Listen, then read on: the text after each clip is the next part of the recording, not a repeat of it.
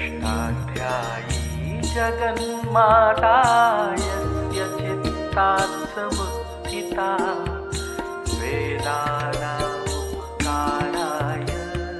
तस्मै पाणिनये नमः।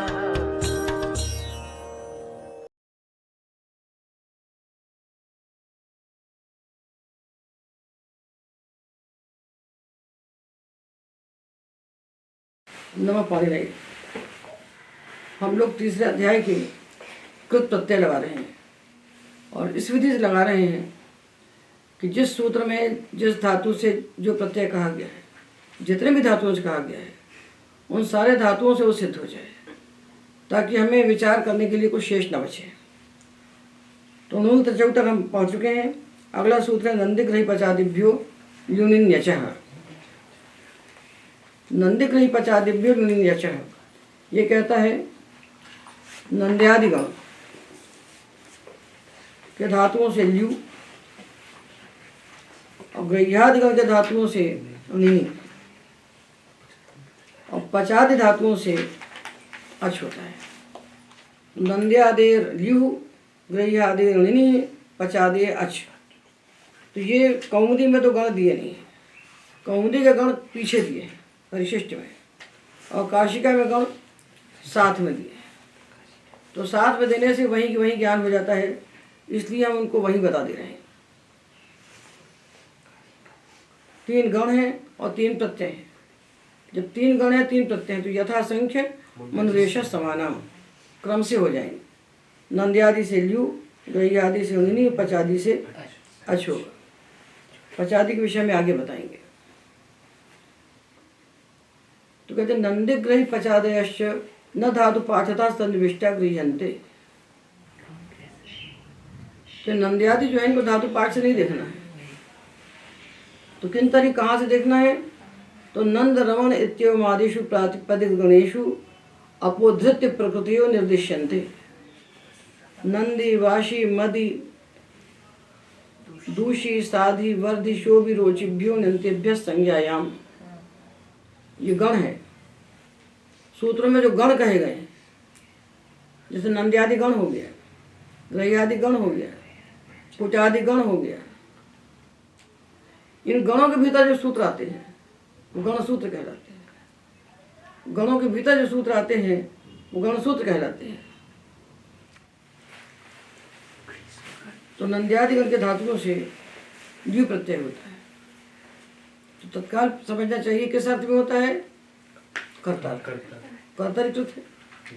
जब तक कोई विशेष अर्थ नहीं कहा जाएगा तब तक कर्ता अर्थ नहीं होगा। तो नंद्यादि गण के धातुओं से कर्ता अर्थ में द्वि प्रत्यय होता है।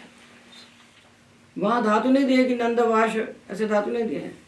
नंदना, वाशना, मदना, दूषण, ये द्वि प्रत्यादि शब्द दिए हैं। उनमें से धातु हम निकाल लेंगे और संग्रह कर लेंगे। तो वहाँ गणसूत्र आता है कि नंदी, वाशी, मदी, दूषी, साधी, वर्धि, शोभि, रोचिभ्यो नंतेभ्य संज्ञाया। इतने अनंत धातुओं से होगा, नंद से नहीं होगा, निजंत नंद धातु से होगा।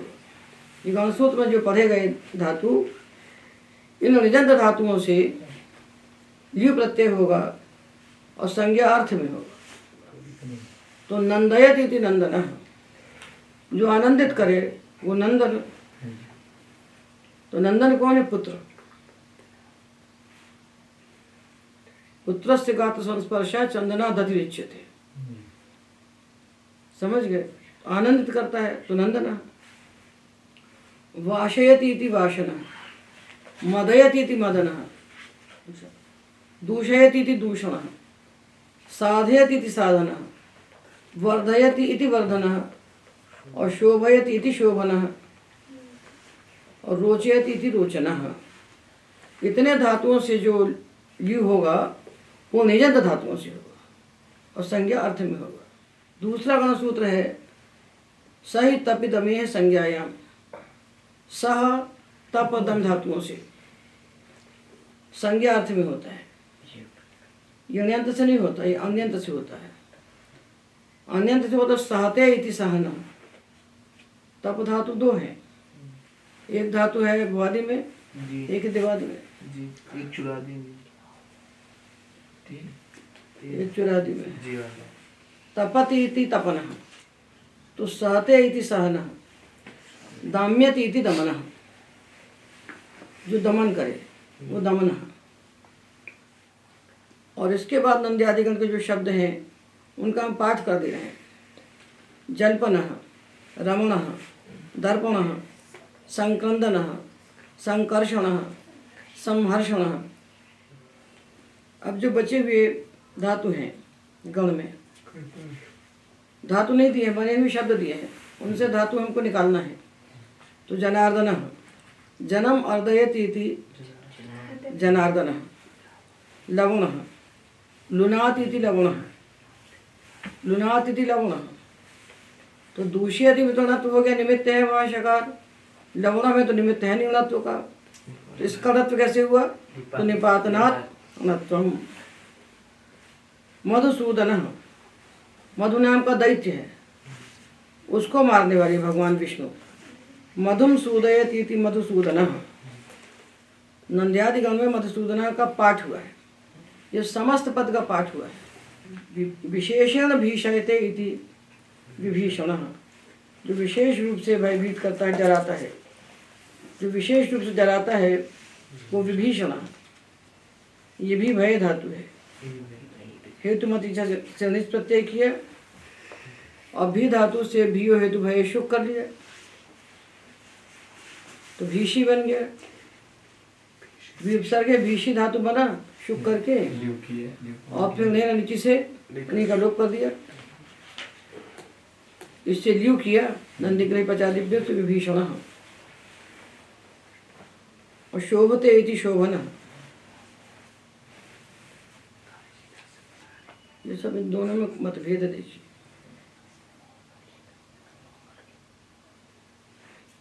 शोभित बना ही दिया, ये शोभना बना रहे हैं। और ये कह रहे ने वार्तिक दिया है, गणसूत्र दिया है कि शोभ धातु से और वर्धि धातु से निजन से होगा। तो शोभयति इति शोभना बनना चाहिए, वर्धयति इति वर्धना। बिना ण्यंत के होगा तो क्या बनेगा? शोभते इति शोभना कहें कि शोभेति इति शोभना कहें, वर्धते इति वर्धना कहें कि वर्धयति इति वर्धना कहें, बढ़ने वाले को वर्धन कहें कि बढ़ाने वाले को वर्धन कहें, सुंदर लगने वाले को शोभन कहें कि सुंदर लगाने वाले को शोभन कहें। तो इनमें इन्होंने गणसूत्र दिया है। नंदिवाशी मदि दूषी साधि वर्धि शोभि रोचिभ्य नंतेभ्य संज्ञायाम दिया। तो इनंत धातुओं से होना चाहिए। और ये तो कोई वार्तिक कह नहीं रहे हैं, ये तो कोई गणसूत्र कह नहीं रहे हैं। इन्होंने गणसूत्र को नहीं कहा है, कौमुदी ने गणसूत्र को नहीं कहा है। तो दोनों पक्षों को हमने आपके सामने रख दिया। जब गणसूत्र है तो गणसूत्र को मानना चाहिए। और इसके बाद नंद्यादिगण के जो शब्द हैं उनका हम पाठ कर दे रहे हैं। जल्पनः, रमणः, दर्पणः, संक्रंदनः, संकर्षणः, संहर्षणः। जनार्दनः पढ़ दिया। यवनः, मधुसूदनः, विभीषणः पढ़ दिए। लुनातिथि लवणः पढ़ दिया, जिसमें निपातनात्व हुआ है। चित्त विनाशनः, कुलदमनः, शत्रुदमनः। ये नंद्यादिगण के शब्द हो गए। तो जिन धातुओं से अण्यंत से कहा उनसे अण्यंत से हम लगाएंगे ल्यू, जिनसे नहीं कहा उनसे हम अण्यंत से लगाएंगे। अब दूसरा प्रत्यय है उणिनी। उणिनी, उणिनी में नकार की संज्ञा होगी, इकार की संज्ञा होगी। तो इन बचेगा, और इन बचेगा उणित है, आर्धातुक है। तो जिस प्रक्रिया से नून लगाया वैसे ही लगेगा ना। नून प्रत्यय उणित आर्धातुक है, उणिनी भी उणित आर्धातुक है। तो प्रक्रिया वही रहेगी जो नूल की प्रक्रिया है। ग्रही, ग्रह्यादि है ना, ग्रह्यादिभ्य उणिनी। ग्रह्यादि गण पठित धातुओं से उणिनी होगा। तो ग्रह, गृह्णाति इति ग्राही। ग्रह धातु से उणिनी लगाना है। तो आपको मालूम होना चाहिए किस अर्थ में लगाना है। तो लगाना है कर्ता अर्थ में, मतलब ग्रहण करने वाला। तो गृह्णाति इति ग्राही, अतुपधाया से वृद्धि हो गई। उत्साहते इति उत्साही, उद्दासेति इति उद्दासी, उद्भासते इति उद्भासी। और स्थायी को क्या बोलेंगे? तिष्ठति इति स्थायी, कर्ता में तिष्ठति इति स्थायी। स्था धातु से नहीं लगाया, आ तो युग चिंसुतो से युग का आगम किया, तो प्रातिपदिक क्या बना? स्थायिन, उद्भासिन, इन्नद प्रातिपदिक बना है, इन्नद प्रातिपदिक बना है। अब सु आया, और सु आया प्रथमा एक वचन में, तो शौचा से उपधा को दीर्घ हो गया और ना का लोप हो गया। ये सुबंध प्रक्रिया है। वस्तुतः हमको कृदंत प्रक्रिया में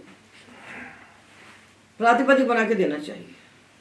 उद्भासिन, स्थायिन, इतना बनाना काम है धात्वाधिकारी प्रक्रिया का, और स्थायिन से स्थायी बनाना काम है सुबंध प्रक्रिया का। तो इन्होंने क्या किया है, सर्वत्र ग्रंथकारों ने प्रातिपदिक नहीं दिए, पद दे दिए। तो वो प्रक्रिया की परीक्षा में पूछने लगते हैं बच्चों से। परीक्षा में आपने जब सुबंध नहीं रखा है, तिङंत रखा है, कृदंत रखा है, तो उतने ही पूछो ना भाई। तो हमारा काम है आपको बताना स्थायिन, स्थायिन से स्थायी कैसे बनेगा, वो सुबंध प्रक्रिया का विषय है। उद्भास, उद्भासते इति उद्भासी, तिष्ठति इति स्थायी, मंत्रयति इति मंत्री, समृदनाति इति सम्मर्दी। इतने धातु दे, ग्रह, उत्साह, उद्दस, उद्भास, स्था, मंत्र, सम्मर्द। 1 2 3 4 5 6 7 दिए। ग्रह्यादिगण में 7 दिए, तो उनसे बन गया ग्राही, उत्साही, उद्दासी, उद्भासी, स्थायी, मंत्री और सम्मर्दी। ये दिए पहले। उसके बाद गणसूत्र है, रक्ष, श्रु, वस, वप, शाम, नौ। नौ यानी नी उपपद में होने पर, नी उपसर्ग होगा उपपद में तो ही इनसे नहीं होगा। तो निरक्षी, निरक्षी, निश्रावी, शुरू से नहीं किया तो वृद्धि हो गई अचोनित। निवासी अतुपधाया वृद्धि हो गई। निवापी अतुपधाया हो गया, और निशाई शी धातु से अचोनित हो गया।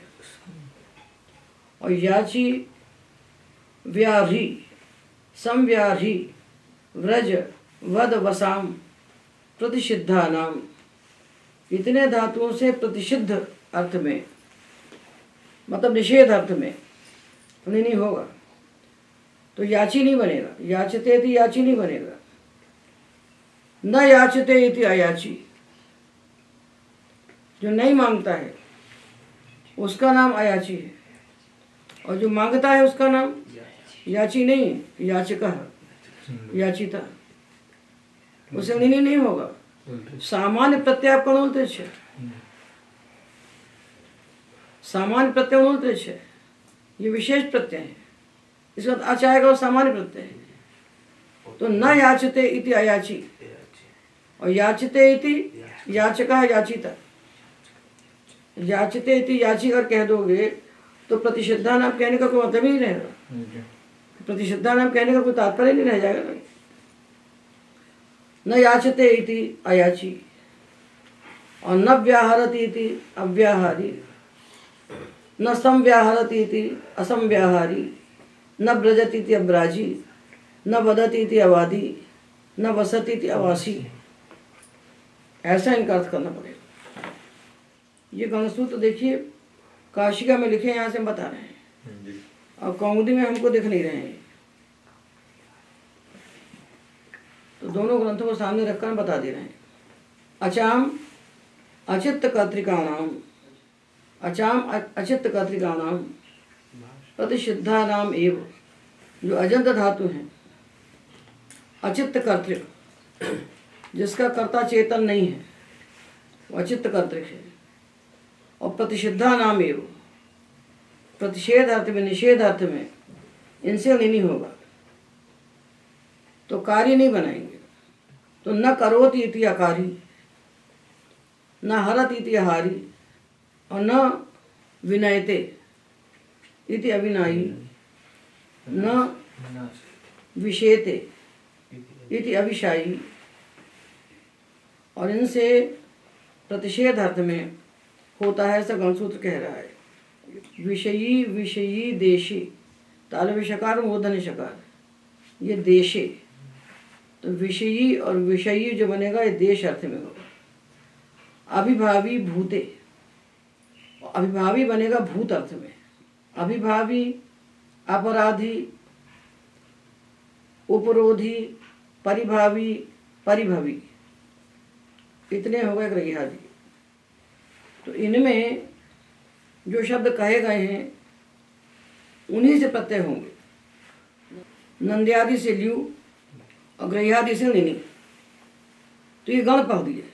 गण में जितने शब्द पढ़े गए हैं उनमें जो धातु हैं उनसे कर्ता अर्थ प्रत्यय होंगे। और कहाँ निषेध करके कहा है, कहाँ निजंत से कहा है, जैसा कहा है उतने ही शब्द इनसे बनेंगे। सब धातुओं से नहीं होते प्रत्यय। तो जो नंद्यादि गण में पढ़े उनसे ल्यू, और जो ग्रह्यादि गण में पढ़े उनसे नहीं। अब आया पचादि गण। तो पचादि जो है ये आकृति गण है। ये कहते हैं पचादि आकृति गण है। पचादि आकृति गण है, किंतु भाष्यकार का अभिप्राय ये है कि पचादि गण ही नहीं है। जो अच प्रत्यय है ये अच विधि सर्वधातुभ्य है। अच प्रत्यय सब धातुओं से होता है। जैसे उन्मूल प्रत्यय सब धातुओं से होते हैं कर्ता अर्थ में, इसी प्रकार अच प्रत्यय भी सब धातुओं से होता है कर्ता अर्थ में, धातु मात्र से होता है। तो जब सब धातुओं से होता है तो अच विधि सर्वधातुभ्य पठ्यन्ते च पचादय। तो जब सब धातुओं से होता है तो नूत के साथ ही कह देते उसको, तीनों एक साथ कर लेते हम सब धातुओं से। तो क्यों पाठ किया? तो अनुबाधनार्थमेव स्यात् सिद्ध्यन्ते पचादय। इसमें कुछ शब्द ऐसे हैं उनको बांधने के लिए, अणु को बांधने के लिए, अणु प्रत्यय को बांधने के लिए। कुछ शब्द ऐसे हैं जो जिनमें दूसरे प्रत्यय प्राप्त थे उनको बांधने के लिए इनका पाठ किया गया है। तो पचादि आकृतिगण है, ये कह रहे हैं कौमुदी। पचादि आकृतिगण कहा है? आकृतिगण है आकृत्या गण्यते इति। तो जो धातु पढ़ दिए गए हैं विशेष अर्थों में, दूसरे प्रत्यय प्राप्त थे उनको बाध कर दूसरे प्रत्यय करने के लिए पढ़ दिए, किंतु सामान्य न सब धातुओं से प्रत्यय होगा। तो पाठ क्यों किया? तो पाठ देखिए। पच वच वप वद, चल शल तप पत, ये पहले पाठ किए। तो पचत इति पचः, वक्त इति वचः, वपत इति वपः, वदत इति वदः, और चलत इति चलः। उसी प्रकार शलः, तपः, पतत इति पतः। इनको क्यों पढ़ा? कुछ का पाठ प्रपंच के लिए। तो प्रपंच के लिए कौन सा पाठ हो गया? पच वच वप वद जो है ये प्रपंच के लिए, प्रपंच में विस्तार, केवल अच प्रत्यय का निश्चय करने के लिए ये प्रपंचार्थ कहलाता है। अब नदक भषक ये दो पढ़े गए। इनको क्यों पढ़ा? केशांचित पाठ अनुबंधा संजनार्थ, अनुबंधों का आसंजन करने के लिए। जैसे नदक चोरक पढ़ दिए, तो नद धातु भी है, चोर धातु भी है, इनसे हो जाता। नद से नदा बन जाता, चोर से चोरा बन जाता, बन ही रहे थे। तो क्यों पढ़ा? ये चित कर दिया। तो चित होने से चिज्जा होने से गीप हो जाएगा। तो नदती थी नदी और चोरयती थी चोरी, स्त्रीलिंग में गीप हो जाएगा। इसलिए इनको स्त्री विवक्षा में चित करके, चित होने से चिज्जा होने से गीप करने के लिए इसको बनाया। देवट भी दिया है, देवट, देवट, सूदट, मुदट। तो सुदट, सुधी, देवी, मुदी और केशांचित बाधक बाधनार्थ, कुछ का पाठ किया है बाधक को बांधने के लिए, बाधक को बांधने के लिए। तो बाधक कौन है? श्वपचः, श्वपचः पाठ किया। श्वानम पचती थी, श्वपचः कुत्ते को पकाता है वो श्वपचः। तो पच क्रिया का कर्म है श्वन, कर्म है ना, तो कर्मणि अण होना चाहिए था, कर्मणि अण होना था ना, अण होता तो श्वपाचा बन जाता, श्वपचा कैसे बनता? तो शन पद में होने पर पच धातु से कर्मणि अण से अण न हो जाए, उसको बांधने के लिए उसका यहाँ पर पाठ किया गया है, ताकि श्वपाचा न बने, श्वपचा बन जाए। इसी प्रकार जारम विभर्ती थी, जो जार का भरण करती है, तो वहां भी अण हो जाता, कर्मण्यन होता। जार पद में तो जार भारा बन जाता, और बनाना है जार भरा। जार भर श्वपच, ये शब्द पढ़े गए हैं कर्मण्य अण से होने वाले अण को बांधने के लिए। तो नदट, चोरट, देवट हो गए चित्करण करके गीप करने के लिए, चोरच इत्यादि। और श्वपच जार भर जो है ये अण प्रत्यय को बांधने के लिए, जार भरा और श्वपचा, जार भरा श्वपचा, कुत्ते के मांस को पकाने वाली और जार का भरण करने वाली। कर्मण्यन प्राप्त था, उसको बात करके अच कर दिया। और न्यंक्वादिशु पाठात श्वपाकोपी, न्यंक्वादिगण में पाठ किया है कुत्व करने के लिए, तो श्वपाका भी बन जाता है। न्यंक्वादिगण हम लोगों ने पढ़ लिया है उन्नत के प्रकरण में। शिव समरिष्टस्य करे कर्मणि घटो ठच इति सूत्रयोः, ये दो सूत्रों में करोतेर घटेश्च अच प्रयोगात, करोति से अच प्रत्यय किया और घट धातु से अच प्रत्यय किया। तो इससे ये समझ लेना चाहिए कि करे कहाँ न करे, तो क्री धातु अच करके कर बना ना, और कर्मणि घटो अठच कहा तो घट शब्द का प्रयोग किया, तो घट धातु से अच प्रत्यय किया। तो क्री धातु घट धातु का पाठ पचादिगण में नहीं है, किंतु दो सूत्रों में कर और घट का पाठ होने से ये मान लेना चाहिए कि क्री धातु से घट धातु से अच प्रत्यय होता है। और उससे ये भी मान लेना चाहिए कि जो पचादि है ये आकृतिगण है, तो क्री धातु से अच प्रत्यय होकर करा और घट धातु से अच प्रत्यय करके घटा बना। तो ये इस बात का प्रमाण देने के लिए बताया है कि पचादि आकृतिगण है, इन्हें पचादिगण बंधा हुआ नहीं है, इसमें गिनती के शब्द नहीं है, परिगणन करके शब्द इसमें नहीं दिए हुए हैं। शिव समरिष्टस्य करे कर्मणि घटो ठच में कर शब्द और घट शब्द बताने के लिए है, ये बताने के लिए है, ज्ञापन करने के लिए है कि ये गण पचादि जो है ये आकृतिगण है। एक प्रमाण और देते हैं इसके आकृतिगण होने का, एक प्रमाण इसके आकृतिगण होने का और दिया जाता है, वो यंगोचीचा, यंगोचीचा सूत्र है जो अच परे होने पर यंग का लुक करता है, अच परे होने पर यंग का लुक करता है। यंग लुक जब बनाते हो धातु यंग लुगंतर, तो यंग का लुक किससे करते हैं? यंगोचीचा। तो अच प्रत्यय तो वहाँ होता नहीं है, पचादिगण में कोई शब्द यंगंत नहीं है।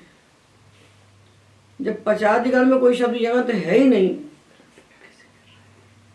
तो यंगोचीचा सूत्र कब बनाएगा? जब यंगंत शब्द ही नहीं है इसके अंदर कोई, तो इससे सिद्ध होता है कि पचादि आकृतिगण है। तो आकृतिगण होने से क्या हुआ कि जो धातु पचादिगण में नहीं पढ़े गए हैं उनसे भी अच प्रत्यय हो जाएगा, तो पचादिगण हो गया स्वतंत्र, स्वतंत्र हो गया। तो स्वतंत्र होकर क्या हुआ? अच विधि सर्वधातु, सब धातुओं से हो जाएगा। तो जब इसमें अच प्रत्यय है ही नहीं, और यंगोची सूत्र बनाया तो अच्छी व्यर्थ हो गया ना, बेकार हो गया, व्यर्थ हुआ। तो अचम बिना भी, अच प्रत्यय के बिना भी यंग का लुक हो जाता है। तो बिना अच प्रत्यय जब लुक होता है तो ये यंग का लुक अनैमित्तिक है। तो बिना प्रत्यय की भी हम लोग लुंग, तो बिना प्रत्यय की भी हम लोग यंग का लुक कर देते हैं, पापच्छ बनाते हैं और यंग का लुक कर देते हैं, तो पापच्छ बन जाता है। लेलिख बनाया, लेलिख्य, यंग का लुक कर दिया, तो आगे प्रत्यय कोई भी नहीं है तो भी लुक हो जाता है। तो अचम बिना भी, अच के बिना भी हो जाता है। अच के बिना लुक होने से ये यंग का लुक अनैमित्तिक कहलाता है। अच को निमित्त बना के दिया सूत्र में यंगोचिच, तो वहाँ सूत्र में यंगोचिचा कह रहे हैं। और अच प्रत्यय के लिए जो सूत्र बनाया उसमें जो पचादिगण है उसमें यंगन तो कोई धातु ही नहीं है। यंगोचिचा सूत्र कहता है अच प्रत्यय पर होने पर यंग का लुक होता है। और अच प्रत्यय करने के लिए पचाद्यक्ष बनाया, पचादिगण, उसमें यंगन कोई शब्द ही नहीं है, यंगन तो कोई धातु है ही नहीं। तो यंगन कोई धातु है ही नहीं तो अच्छी व्यर्थ हो गया। तो व्यर्थ होने से क्या हुआ कि अच के बिना भी, अचम बिना भी, अच के बिना भी यंग का लुक होता है। तो सब धातुओं से हम यंग का लुक करके यंग धातु बना लेते हैं। सब ये हो गई बात यंगोचिचा की। तो घट और कर, उनमें अच प्रत्यय कर बने, घट भी अच से बना है, कर भी अच से बना है। तो इससे क्या सिद्ध किया, और यंगोचिचा के अच ग्रहण को व्यर्थ करके क्या सिद्ध किया कि पचादी आकृतिगण है, पचादी आकृतिगण है। तो अच प्रत्यय सब धातुओं से हो जाएगा। आज विधि सर्वधातुभ्य है। और पाठ क्यों किया गया यहाँ पर, पाठ किया विशेष कार्यों के लिए कि किसी से हमको बाधक का बाधन करना है, अण का बाधन करना है, किसी से हमको चित होने से गीप करना है, तो विशेष कार्यों के लिए इनका पाठ किया गया है। तो आज विधि सर्वधातुभ्य, अच प्रत्यय सब धातुओं से होता है। और पठ्यन्ते च पचादय, तो पचादी क्यों पढ़े गए हैं, तो अण बाधनार्थ में वस्यात्, कहीं अण को बांधने के लिए, कहीं गीप करने के लिए, तो अण को बांध कर स्वपचादी शब्द बन जाए, इसके लिए पाठ किया गया है। तो हमने क्या समझा अभी तक कि अच प्रत्यय जो है ये सामान्य प्रत्यय है। जैसे कर्तार्थ में नुन होता है, कर्तार्थ में तिच होता है सब धातुओं से, कर्तार्थ में नुन होता है सब धातुओं से, इसी प्रकार कर्तार्थ में अच होता है सब धातुओं से, सब धातुओं से कर सकते हैं। ठीक है ना। तो 3 प्रत्यय सामान्य हो गए कर्तार्थ में, नुल, त्रिच और अच। और निनी और ल्यू सामान्य नहीं है, ये जो गण पढ़ेगा ये शब्द उन्हीं से हो, और ये सामान्य हो गया। तो ये 3 प्रत्यय हमने बताए, नूल, त्रिच, अच, ये सामान्य प्रत्यय हैं, ये सब धातुओं से होते हैं। तो नूल लगाने की विधि बता दी और त्रिच लगाने की विधि हमने तव्यत के साथ बता दी। अब अच है, इसके लगाने की विधि का विचार कर लेते हैं। इसको जब सब धातुओं से कहा है तो सब धातुओं से लगाना हमको आना चाहिए। तो पहले हम उन शब्दों का विचार कर लेते हैं जो विशेष हैं। तो जो न्यंगपादी नाम का सूत्र हमने पढ़ा था कुत्व में नेत प्रत्यय के समय, उसमें कुछ शब्द आते हैं अच लगाकर बने हुए। एक है व्यतिशंगः, व्यतिशंगः वी अति उपसर्ग है और संज धातु है, इससे हमने अच लगाया। तो वी और अति है, यह हुआ व्यति, और संज के सकार को मूर्धन्यादेश हुआ। और न्यंगवादी नाम में निपातनात् कुत्व हो गया, क्योंकि कुत्व कहा गया है उन्हें और घित परे होने पर, तो अच में तो कुत्व होगा नहीं, तो निपातनात् कुत्व हो गया। तो व्यतिशंगः ये निपातन से बना। दूरे पाकः, तो पच धातु से अच किया, अच किया, तो कुत्व भी निपातन से हुआ, उपधा दीर्घ भी निपातन से हुआ। फले पाका अक्षय पाका, यहाँ जो अलुक हुआ है वो भी निपातन से है और कुत्व भी निपातन से है, उपधा की वृद्धि भी निपातन से है। और न्यग्रोधा, न्यग्रोधा में न्यक रूह और अच उपधा को गुण किया पुगंत उपदस्त से, और का को जष्ट किया, और न्यंक्वादी नान से, न्यंक्वादी नांच से हा को घा निपातन किया, तो न्यग्रोधा बन गया। ये अच प्रत्यय करके बने हुए शब्द न्यंक्वादी गण में जो पढ़े गए हैं। आगे अच प्रत्यय भी और आएगा इस सूत्रों में, उनमें भी जो शब्द आएंगे उनको भी यहीं सिद्ध कर देते हैं। खे शेते इति खशयः, और उत्तानशयः, गर्तशयः, उदरशयः, इसमें शी धातु से हमने अच किया तो सामान्य है, सा धातु आ धातु गुण किया, एचो यव, और अंश हरः, अस्थि हरः, रिक्त हरः, ये प्रयोग आगे आएंगे। अच प्रत्यय यहाँ री धातु से अच किया तो गुण हो गया। तो देखिए अनियर प्रत्यय है, अच प्रत्यय है। ये प्रत्यय की तज्ञत युक्त से भिन्न है, तो इनके परे होने पर दो ही कार्य सामान्य है, साधातु का धातु से गुण और पुगंत लघु दस्त से गुण को बताओ। यमन धातु का दो हिस्से में विभाजन करना चाहिए, जहाँ यंग के पहले अच है और जहाँ यंग के पहले हल है। तो जहाँ यंग के पहले अच है वहाँ तो लोपा लगाई, नेनीय अनिय, नेनीय और अच, अच को पढ़नी चाहिए। ये अच के लिए सूत्र हमारे पास है, न धातु लोप अर्धातु के, उसको लगाना है। तो नेनीय और अच, तो अतुलोप हो गया नेनीय। इसके बाद हमने लिया धातु हलंत, हलंत धातु से यंग लगाया बेभिद्य, बेभिद्य, जहाँ हल के बाद यंग आता है तो पूरे संघात का लोप हो जाता है। तो यहाँ न धातु लोप आधातु के, धातु लोप निमित्तक आधातु प्रत्यय परे होने पर, ऐसा आधातु प्रत्यय जिसने धातु का लोप किया है, धातु या धातु का एकदेश का लोप किया है, तो तन्निमित्तक अंग कार्य, तन्निमित्तक जो गुण वृद्धि है वो नहीं होंगे। तो बेभिद्य या का लोप कर दिया। अब प्रत्यय अच है, अच है या अनियर है, तो उधर गुण प्राप्त है ना, प्राप्त है ना, वो नहीं होगा। क्यों नहीं होगा? क्योंकि वो यह अच प्रत्यय है, उसी ने या का लोप किया है ना, उसी ने या का लोप किया है। तो धातु लोप निमित्तक प्रत्यय है, तो धातु लोप निमित्तक आधातु प्रत्यय परे होने पर उसको निमित्त मानकर गुण वृद्धि नहीं होती। तो नेनी में हमने अच लगाया, नेनीय, नेनीय। अब यंगो चीचा से लोप कर दिया हमने, या का यंग का लोप कर दिया, तो नेनी के बाद अच आ गया। नेनी के बाद जब अच आ गया और न धातु लोप और धातु की कहता है, अच तो आ गया, अच प्रत्यय कित तो है नहीं, तो नेनी को गुण होना चाहिए। नेनी, नेनी यह धातु है, नेनी यह, उसे अच लगाया और यंगो चीचा ने या का लोप कर दिया, यंगो चीचा ने या का लुक कर दिया, तो बचा नेनी और आप। तो आप प्रत्यय कित तो नहीं है ना, तो गुण होना चाहिए नेनी को ना।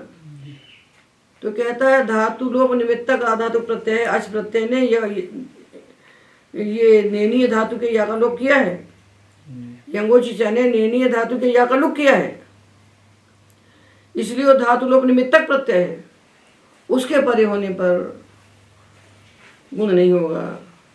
तो नेनी को गुण नहीं हुआ, तो नेनी आ में क्या हो गया, नेनी या में एरने काचो से नेन्य, नेन्य हुआ। और लोलू य में जब यंग का लुक हुआ, अच प्रत्यय आया, तब क्या होगा, लोलू को अचिष्णु से उमंग हो जाएगा, लोलुवः, नेन्यः, लोलुवः, पोपुवः, मरीमृज्य, यंग का लुक हो गया, तो मृजय वृद्धि प्राप्त हुई। तो इसने निषेध कर दिया, किसने? न धातु लुवा धातु के। तो मरीम रजह, लो लुवह पोपुवह मरीम रजह, यहाँ गुण वृद्धि नहीं होंगे। आज विधि सर्व धातुभ्य। तो सारे धातुओं से हमने अच को लगा के देख लिया, सामान्य प्रत्यय है। तो जो विशेष बातें आई वो हमने बता दिया। बाकी सामान्य प्रत्यय के लिए क्या होता है? सार्वधातु धातु की हो पुगध लघु पद से। अब कुछ इसमें से वार्तिक बता रहे हैं इसी अच प्रत्यय के प्रसंग में। चरी चली पतिवदी नाम वाद्वित्वम अचि आक्षाभ्यास वक्तव्यम। अच प्रत्यय परे होने पर चर चल पत और भद को द्वित्व होता है। तो द्वित्व हो गया तो चर चर हो गया, चल चल, पत पत वद वद बन गया।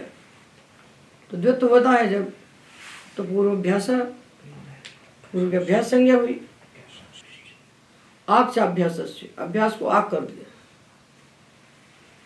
आक कित है, आक कित है तो कित होने से अंतावाय बनेगा। तो चराचर बन गया, चराचर चलाचल पतापत वदावद बन गए। अब यदि आपको शंका हो कि भाई ये द्वित्व हो गया तो हलादि शेषा क्यों नहीं हुआ और अभ्यास को ह्रस्व क्यों नहीं हुआ? तो बोले आगम से दीर्घत्व सामर्थ्यात अभ्यास ह्रस्व हलादि शेषा चलना।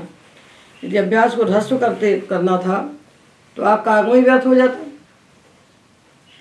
आप करो आगम फिर ह्रस्व कर दो तो व्यर्थ नहीं हो गया आपका आगम जी। तो ह्रस्व करना होता तो आपका आगम क्यों करते? तो आप आगम के सामर्थ्य से, दीर्घत्व के सामर्थ्य से यहाँ ह्रस्व नहीं होगा। तो आपका जो आगम किया वो बता देंगे हलादि शेषा भी नहीं करना है और यहाँ ह्रस्व भी नहीं करना है। तो चरा चरा, चला चला, पता पता, वदा वदा यूरोपीय शब्द बन गए। हंतेर घत्वम च, हन धातु को घत्व भी होता है।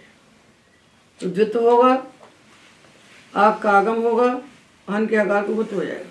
हन को अच परे होने पर कुत्व कर लीजिए तो घन बना लीजिए। और घन घन, घन घन हुआ, घन घन। तो पहला जो है घन नकारांत है, उसमें आख हो गया तो घना बन गया। और बाद का जो नकार है उसमें अचकार मिल गया तो घना घना बन गया, घना घना। और पाचेर नीलु उच्च दीर्घश्चाभ्यासस्य, जो पाटी धातु है निजंत, पाटी निजंत, जिसको अच प्रत्यय परे होने पर निजंत पाटी धातु को विकल्प से द्वित्व होता है, उन्हीं का लुक होता है। अभ्यास को ऊक का आगम होता है और अभ्यास को दीर्घ होता है। चार कार्य एक वार्तिक करता है। पचगतव धातु है तो दया वृद्धि नहीं किया। पचगतव धातु लिया, उससे उन्नीच किया और उन्हीं का लुक कर दिया। लुक कर दिया तो लुक होने से उपधा को वृद्धि नहीं हुई तो पट पट द्वित्व कर दिया। पट पट और आ, अभ्यास को ऊक कर दिया तो पटु बन गया और अभ्यास के आकार को दीर्घ किया तो पाटू पटह, पाटू पटह, पाटू पटऊ, पाटू पटाह बन गए। ये कहना है द्वित्वम को वाद द्वित्वम कहना चाहिए। तो पक्ष में चरह, चरा तिथि चरह अच हो गया, चला तिथि चला, पता तिथि पता, वदा तिथि वदा, हंति इति हनः और पाटयते इति पाटः, ये बन जाएंगे। तो जब निच होगा, निजन धातु होगा तो अच परे होने पर नहीं से निच का लोप हो जाएगा। अब रात्रि कृति भाषा इति वा मुम, अब शब्द दे रहे हैं रात्रिंचरः रात्रिचरः। रात्रिंचरः रात्रिचरः, रात्रौ चरति, रात में जो चलता है। तो रात्रिंचरः रात्रिचरः, तो रात्रि कृति भाषा से विकल्प से मुम हो गया। मुम हुआ तो रात्रिंचरः, नहीं हुआ तो रात्रिचरः। इतने वार्तिक इसके भीतर और थे, इनका भी व्याख्यान हमने यहाँ पर कर लिया। जब अच प्रत्यय सब धातुओं से होना है तो गण पाठ करने के प्रयोजन क्या देखे हमने कि जो टिथ हैं उनसे गेप हो जाएगा, और जहाँ कर्म उपपद में है उनसे अण को बात करके अच हो जाएगा, जार भरा पशुपचा में। और जो इगुपद हैं, इगुपद धातुओं से क्या होना चाहिए, अच प्राप्त होगा। तो अगला सूत्र आएगा इगुपदज्ञा प्रीकरा कह, वो कहता है इगुपद धातुओं से अच को बात करके का होता है। तो इगुपद धातुओं से अच को बात कर का होता है, उस का को बात कर अच करेगा। तो इसमें जो इगुपद धातु पढ़े गए हैं, देवट मोदट, ये भी तो फल है। देव में देव धातु है, मोदक में मुद धातु है, सेव में शिव धातु है, मेष में मेष धातु है, कोप में कुप धातु है, और मेध्री तो मेधी धातु है, और नृत में नृत धातु है, और दर्श में दृश धातु है। सब इगुपद धातु है। तो इगुपद धातुओं में क्या होता है, अच को बात करके अगला सूत्र जो आ रहा है इगुपदज्ञा प्री के रखा, उससे का हो रहा था, उस का को बाध करके अच किया है, बाधक को बाध करके। अच का बाधक का था, उसको बाध करके अच कर दिया। तो बाधक बाधन के लिए बाधक बाधनार्थ है सभी। तो इनसे सामान्य नाच होना था, उसको बात करके का हुआ, का को बात करके इससे अच कर दिया। समझ में आ गई बात क्या? ठीक है, तो अच की बात पूरी हो गई। अब अच के बाधक प्रत्यय अगले व्याख्यान बताएंगे। आज के व्याख्यान में तब देखो।